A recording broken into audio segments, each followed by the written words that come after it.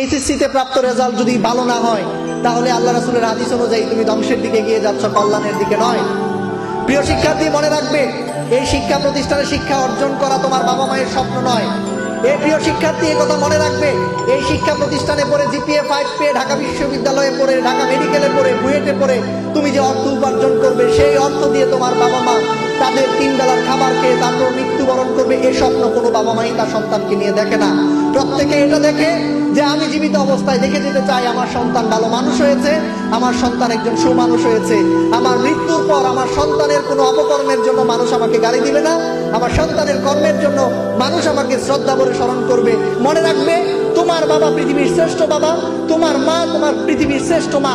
এটি যদি বিশ্বাস করতে না পারো এবং মঞ্চে যদি তোমার বাবা মাকে সে সম্মান তুমি দিতে না পারো, তাহলে তুমি আদর্শ সন্তান হিসেবে ওই পৃথিবীতে নিজের পরিচয়কে জানান দিতে পারোনি। স্মার্টনেস হলো জ্ঞানের গভীরতার মধ্যে, তোমাদেরকে নলেজ পাওয়ার অর্জন করতে হবে।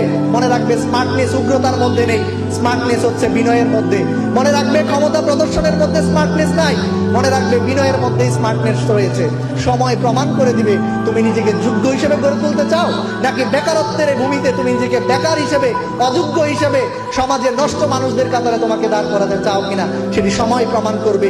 সেটি তোমার আন্তরিকতা, তোমার চেষ্টা, তোমার যে পরিকল্পনা আছে সেটি কতটুকু বাস্তবায়ন তুমি করতে পারছো তার উপর নির্ভর করবে তোমার জীবনের সফলতা।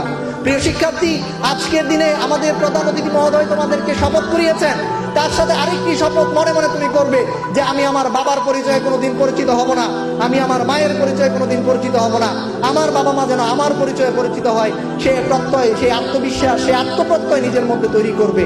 জন্ম হোক যথাযথ, কর্ম হোক ভালো, জন্ম যেখানেই হোক না কেন কর্মটা যেন ভালো হয়।